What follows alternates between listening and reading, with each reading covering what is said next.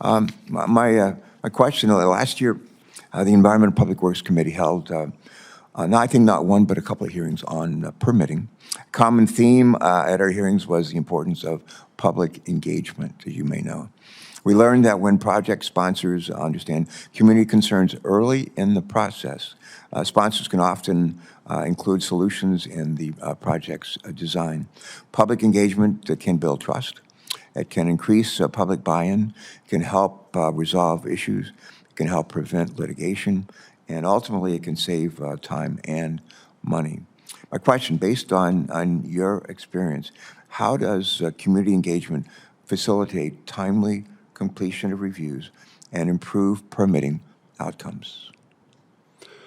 Oh, I appreciate that question, Senator. The early and meaningful engagement is a kind of foundational piece of effective environmental review.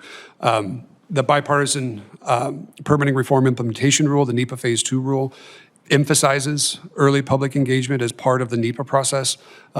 What we do at the Permitting Council for our Fast 41 covered projects is ensure that we are providing transparent information to the public about the project and its status in the permitting process. Ultimately, the earlier you engage with affected stakeholders and have meaningful conversations with them to identify their concerns and also potential issues on a project, the better you are able to incorporate those concerns into project design, into the analysis to ensure that you are identifying alternatives that will not result in avoidable impacts that would then trigger further complications down the road. The earlier you engage, the sooner you identify the issues, the earlier you can resolve them. What often happens without early engagement and meaningful public involvement is that issues will emerge later in the process that you could have identified sooner that will have a much more material effect on the permitting timeline. If you can identify early and resolve them early, you can have much more predictability. And at the end of the day, project sponsors are willing to account for a slightly longer timeline if they know that it's going to be longer. The unpredictability of unexpected delays is what can really cause problems. I'm reminded of a hearing that we held before the Environment and Public Works Committee. I think it was last year, maybe late last year. And the issue of what can we do to ensure better outcomes in projects. And we had a wide range of witnesses. There's different views. You wouldn't expect them to agree on something like this. And they all came back in their testimony and said, we're better off when we hear community concerns at the beginning of the process rather than at the end. Let me ask a second question. With respect to the Inflation Reduction Act funds, as you mentioned in your testimony, the Inflation Reduction Act included some $350 million, with an M, million, dollars to the Environmental Review Improvement Fund, which we created, as you'll recall, in the Fast 41 Act. Oftentimes, when federal agencies have adequate resources, permitting is more efficient. And my question is now, how has the $350 million from the Inflation Reduction Act for the Environmental Review Improvement Fund, how has that helped the Permitting Council support other federal agencies, states, and tribes in improving permitting reviews?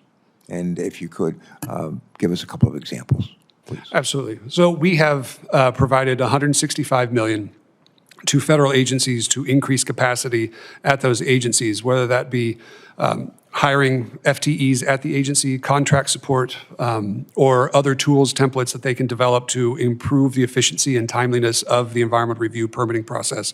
We've also invested $30 million in IT solutions at the agencies to help them modernize, their IT infrastructure to bring it into the 21st century in many cases. There is, an example that I like to cite is that the Coast Guard used to use a Microsoft Word document for their bridge permit application. And with the investments that we've made at the Coast Guard, they're actually making an online portal for the bridge application, which will make it much more efficient for review and intake of those permitting actions.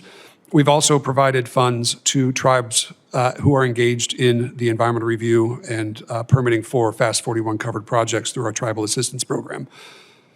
All right. And Mr. Chairman, if I can I do a follow-up question? Please.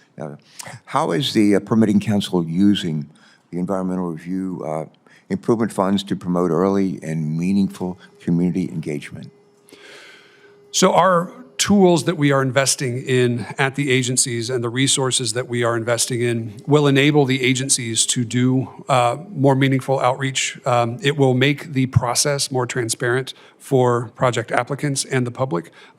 We are also obviously using our dashboard to provide vital information to the public on the status of the projects.